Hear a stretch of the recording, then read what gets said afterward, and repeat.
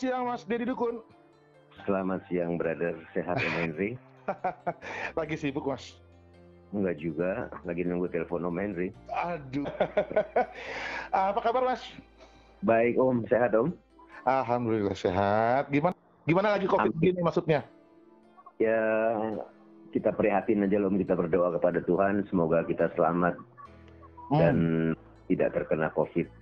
Keluarga, saudara, teman-teman semua nggak ada pada kena COVID. Ya, semua pada kasihan karena kondisinya. Betul. Mas Deddy mau ngobrol bentar nih, boleh ya? Boleh Bos. Kemarin ini saya lihat ada single barunya dari Ita Purnamasari, Semua Jadi Satu. Betul Bos. Dan semua tahu itu lagunya Mas Deddy. Dan Om Dian Pramana Putra, lagu 2D. Oh, barengan sama Mas Dian. 2D, ciptaan 2D. Oke, karena Mas Dian nggak ada, saya ke Mas Deddy ya, berarti ya. Gimana cerita di balik lagu sebelum dibikin tuh gimana? Jadi proses penciptaan lagu Semua Jadi Satu itu pada saat produsernya udah ada belum lagu buat Malida, saya sama Om Dian lagi di jalan, saya bilang udah bisa masuk sore ini, bisa, dia bilang padahal lagunya belum ada. Oke. Kita telepon arrangernya, ya kan, Mas Yongki Suwarno kalau nggak salah waktu itu. Lagunya saya buat di mobil waktu itu sama Om Dian, pakai gitar, bla bla bla bla bla bla bla, udah jadi. Akhirnya kita kasih Mas Yongki aransemen di studio, dan akhirnya di studio dibuat, dan akhirnya liriknya belum jadi. Om Yongki bilang gaitin dulu, liriknya udah, padahal liriknya belum ada, dan saya spontanitas saya buat di studio gitu. Saya buat langsung di mic, dan jadi akhirnya lagu Semua Jadi Satu, dan Malida nyanyi, dan akhirnya Yongki Suwarno ngisi, dan akhirnya di backingin sama 2D waktu itu. Dan booming. Ya. Nah, perkiraan notasinya seperti apa udah ready? Notasi itu saya serahkan ke Om Dian waktu itu. Om Dian spontanitas saja, Malida ya semua jadi kita bikin kayak gini aja, oke siap bikin. Akhirnya kita rekam pakai tip kecil, jadi baru kita bawa ke studio, dan Yongki dengar oke, kita bikin aransemen, jadilah lagu Semua Jadi Satu itu. Berarti kerjaannya di luar dugaan tapi hasilnya maksimal ya? Iya betul, cuma sebelum kita buat lagu itu kita berdoa dulu. Pertama, tidak ada kekuatan lain selain kekuatan, kita minta kekuatan Tuhan, Tuhan, dan kedua kita minta bimbingan kepada pembimbing agama kita, dan ketiga kita minta bantuan kepada seluruh perawatan tubuh kita dari ujung rambut sampai ujung kaki. Keempat, kita putuskan urat sombong kita dimanapun kita berada dan sampai kapanpun, mulai detik ini dan sampai kapanpun. Yang kelima, yang terjadilah, akhirnya jadilah lagu Semua Jadi Satu. Luar biasa, luar biasa, dalam ini ya. Jadi gini dong, saya tahu jadi ada di 2D, ada di K3S, ada di apa lagi tuh? Bintang, 7 bintang. Bintang, Jakarta Rating Section. Dan 4 sekawan, waktu itu ada Faris RM, Malida, Tri Utami saya, dan ada di banyak lah waktu itu, Deddy Dukun Tri Utami, Deddy Dukun Malida, Deddy Dukun Musmujiono, Deddy Dukun Dian Pramana. Ya banyak, karena waktu itu kita punya misi dan visi, yaitu kita waktu itu sedang dengan pop yang namanya pop manis atau pop cengeng, dan kita tidak mau memerangi, maksudnya kita mau mengimbangi lah, masa lagu gitu-gitu terus di Indonesia kan nggak enak. Kita buat grup banyak, karena waktu itu segmennya masih kecil sekali dan belum diakui oleh para produser. Setiap kita mau buat lagu-lagu seperti itu, dia bilang jangan bikin lagu kayak gini dong, yang lagi ngetren aja, kayak gini. Lagu kayak apa yang lagi ngetren? Lagu yang kayak itu loh, yang besi dulu sayang sekarang benci. Oke. Akhirnya kita buat contoh lagu seperti itu. Dan pada proses di rekaman di studio, lagunya kita rubah semua. Pada saat selesai rekaman, kita bilang sama produsernya, ini studionya antik nih, masa kita nggak boleh bikin lagu seperti itu, kita harus bikin lagu seperti ini. Jadilah lagu-lagu seperti yang kita buat, yaitu pop, progression pop atau pop kreatif gitu. Ada juga sebutnya pop alternatif ya? Iya betul. Bener. Dan banyak lagu-lagu Mas Deddy yang abadi ya. Ada masih ada yang abadi, banyak banget yang abadi lagunya. Banyak, hampir semua abadi yang kita ciptakan waktu itu. Ada lumayan lah Mas, karena semua kita dapat izin dari Tuhan dan pembimbing agama kita. Dan kalau pembimbing agama itu maksudnya kalau Islam itu Nabi besar, kalau Kristen itu Nabi Isa, gitu. Untuk dibalik semua lagu-lagunya Mas Deddy, pernah punya cerita lucu nggak di balik sebelum menciptakan lagu atau punya kenangan tersendiri nggak apa gitu?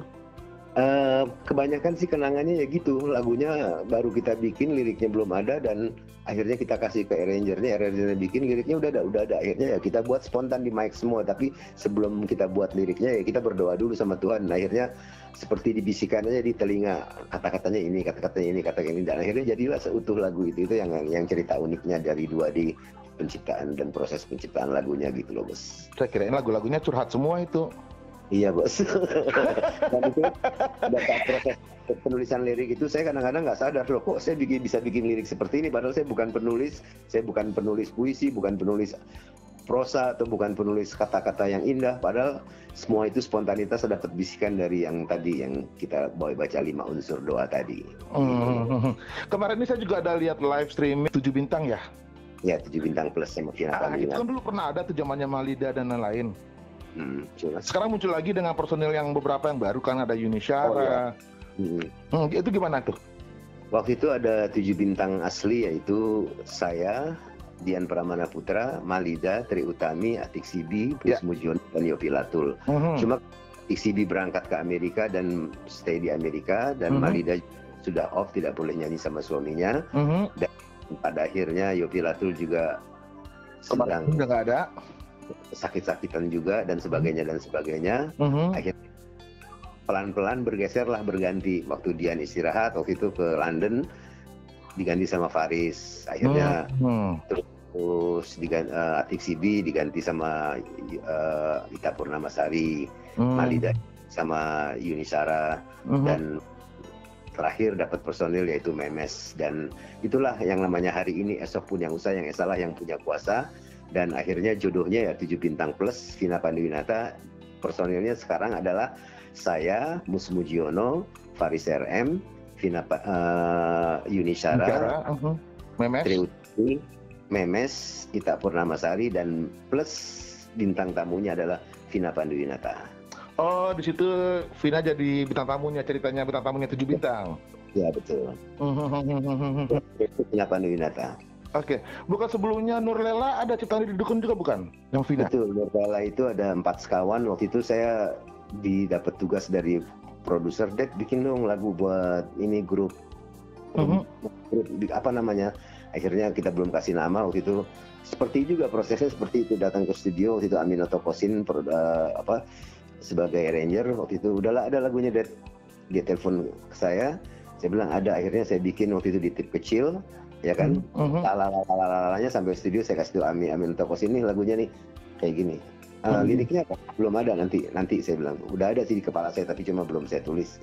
Akhirnya begitu anak-anak lagi ngobrol soal pacarnya masing-masing dan Aminoto bikin aransemennya, saya dengar ceritanya begini terus saya bikin lirik Nur Hayati, Nur ini nggak cocok kayaknya. Akhirnya mereka lagi ngerumpi soal pacarnya, akhirnya saya bikin coba Nurlela deh. Notnya pas lagi kena Nurlela, sakit giginya Nurlela, akhirnya jadilah lagu utuh, lagu Nurlela itu untuk Rumpis. Dan akhirnya saya kasih nama, karena mereka ngerumpi, saya kasih nama Rumpis waktu itu. Jadi semuanya serba spontan tapi maksimal. Alhamdulillah dapatnya maksimal juga, dan akhirnya lagu itu dalam waktu 1 bulan itu mencapai target sekitar 10.000 dan akhirnya sampai 100.000 dan melewati 1 juta kopi waktu itu. Dan Nurlela sendiri zaman itu musiknya juga beda ya, agak kocak-kocak gimana gitu.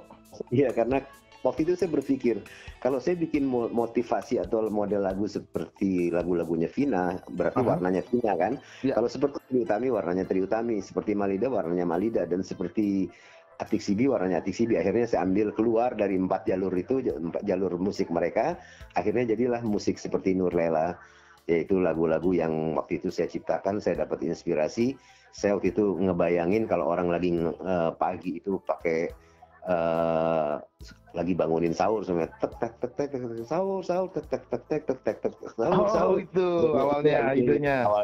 Saya bilang sama Aminoto coba bikin beatnya seperti ini, dan akhirnya jadilah chord Nurlela itu dirancang sama Aminoto dan jadilah lagu Nurlela utuh gitu loh. Dan sampai sekarang pun abadi lagu itu. Insya Allah abadi, Bos. Nggak, kalau misalkan semua jadi satu. Dulu kita pernah dengar versi siapa dulu, Malida ya. Terus muncul lagi dengan versi 3 Diva. Ya. Sekarang muncul lagi dengan versi Ita Purnamasari. Ya, betul. Menurut Mas Dedi itu warna-warna mereka seperti apa? Dengan membawakan lagu yang sama, tapi kalau 3 Diva kan warnanya dengan warnanya di mereka lagi ya? Ya, betul. Masing-masing punya warna. 3 Diva punya warna masing-masing, dan Malida punya warna sendiri. Ita Purnama sendiri juga punya warna sendiri, dan mereka itu bertema menyatu menyuguhkan tembang lagu, mencoba sesuatu dan mencoba warna baru mereka masing-masing, dan alhamdulillah mereka bisa menyanyikan lagu itu dengan baik. Ngomong-ngomong lagu dengan baik nih Mas Dedi. Beberapa hari yang lalu saya dengar sempat heboh tentang hak cipta. Ya.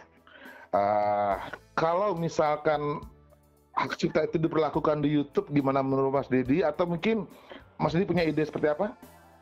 Saya tidak terlalu mengikuti soal hak cipta, cuma ya kalau bisa, dalam arti kata, kalau kita menggunakan lagu orang, dalam arti kata semuanya ada orang menggunakan lagu si X ya kan, apapun bentuknya, dalam bentuk apapun, mereka aransemen baru dan mereka harus kontak pencipta lagunya. Jadi tidak ada selisih paham, tidak ada selisih kata-kata, tidak ada selisih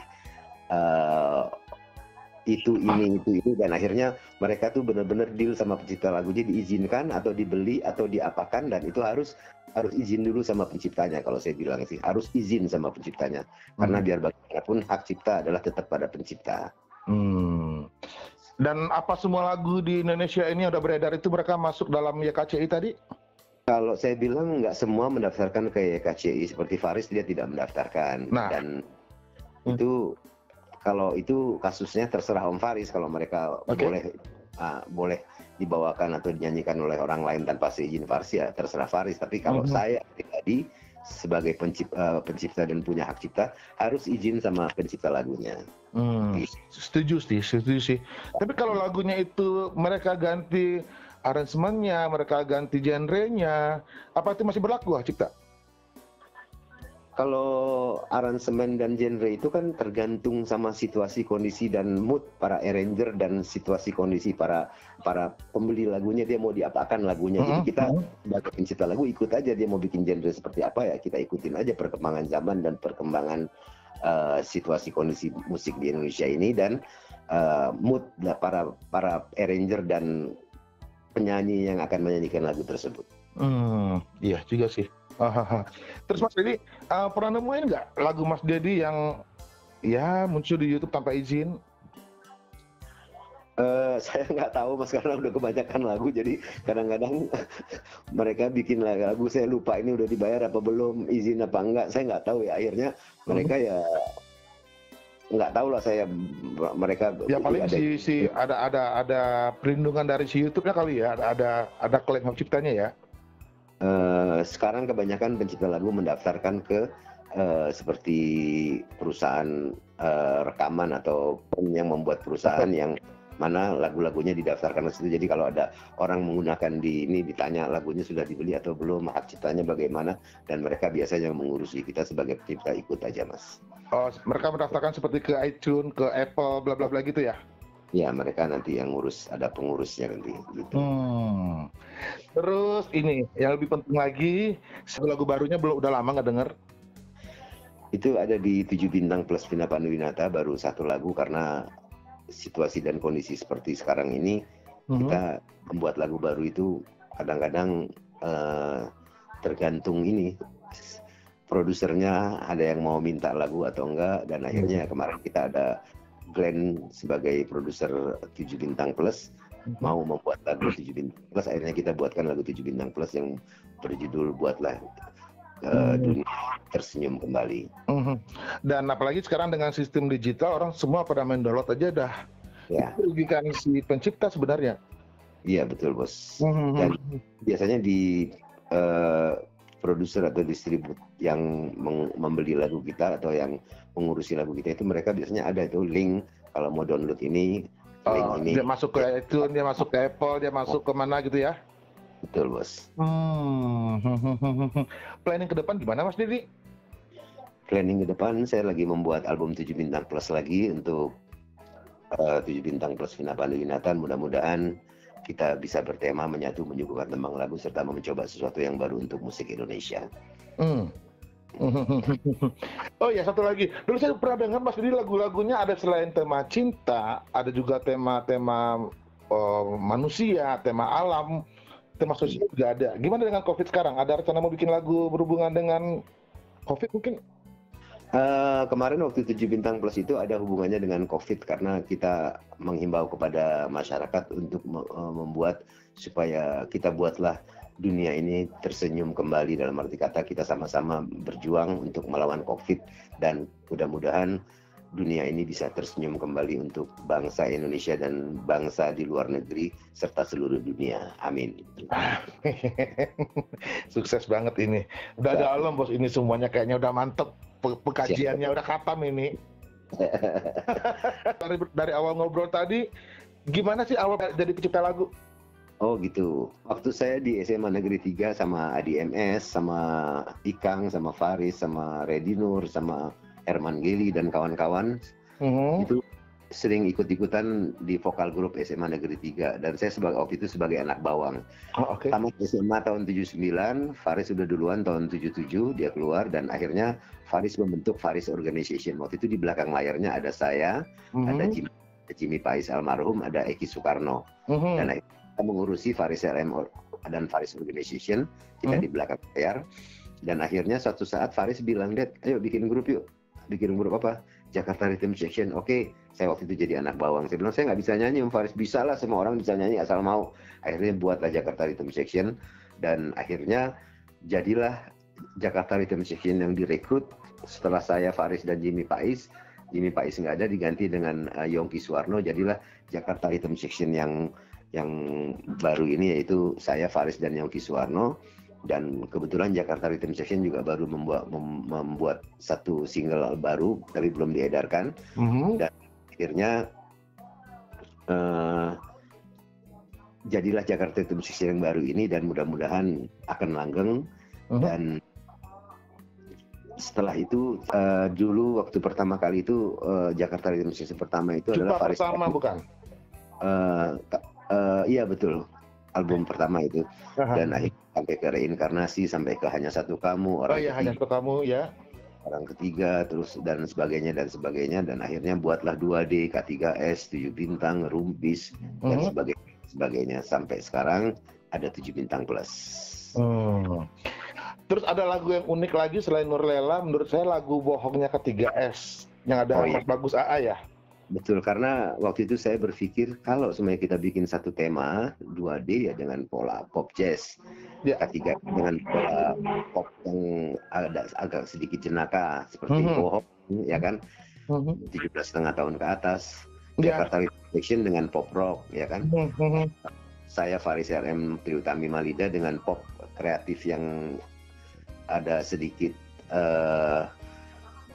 pesan-pesan untuk para remaja-remaja yang sedang berpacaran dan sebagainya. Dan 7 Bintang Plus ini, 7 Bintang Plus Vina Panduwinata ini atau 7 Bintang sebelumnya itu kita buat tema religi seperti Jalan Masih Panjang, Jangan Menambah Dosa, Semua Milik Tuhan. Kita buat lagu tema religi supaya polanya dan konsepnya itu beda-beda dari satu grup ke grup lain. Dan Rumpis itu kita bikin tema-tema jenaka seperti Nurlela dan sebagainya dan sebagainya. Gitu. Berarti masing-masing mereka itu punya konsep sendiri ya? Punya konsep sendiri dan punya warna sendiri. Dan 7 Bintang itu walaupun dia agak religi, tapi dengan warnanya Mas Dedi jadi mahal lagunya. Jalan Masih Panjang ya. Ya, Jalan Masih Panjang jadi mahal gitu kan. Saya sengaja membuat tema religinya itu tidak seperti bahasa-bahasa Arab atau bahasa-bahasa religi yang atau musiknya yang tidak kasidahan gitu ya.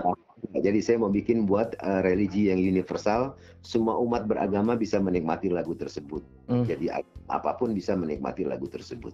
Hebat. Ya, benar. Liriknya yang ada religinya ya.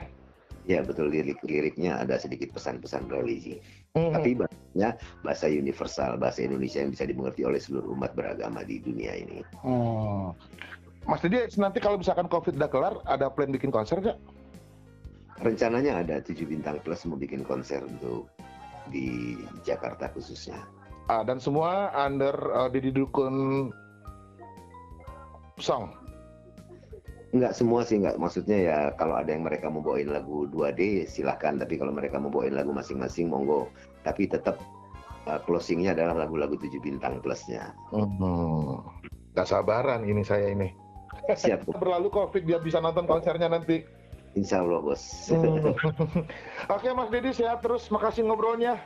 Terima kasih banyak kesempatan yang diberikan kepada saya. Salam dari 7 Bintang Plus. Oke, sehat terus ya. Makasih ya. Terima kasih bos. Assalamualaikum.